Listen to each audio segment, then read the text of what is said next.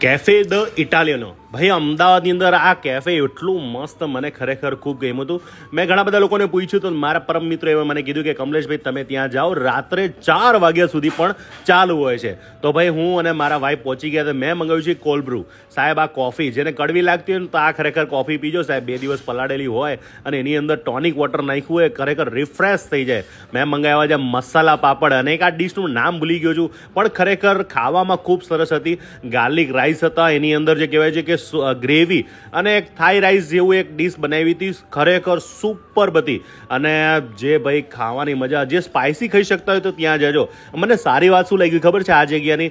હિંચકા ઉપર બેઠા બેઠા ખાવાનું સાહેબ. આવા હિંચકા ઉપર બેઠા બેઠા જે ખાધું ને બેઠા સાહેબ, કલાક 2 કલાક લોકો કેફેની અંદર છે ને સાહેબ આવી રીતના ખાવા માટે નહીં, સ્પેશિયલ બેસવા માટે જાય ને ત્યાં જઈને બેસીને પોતાની લાઈફને એન્જોય કરતા હોય છે.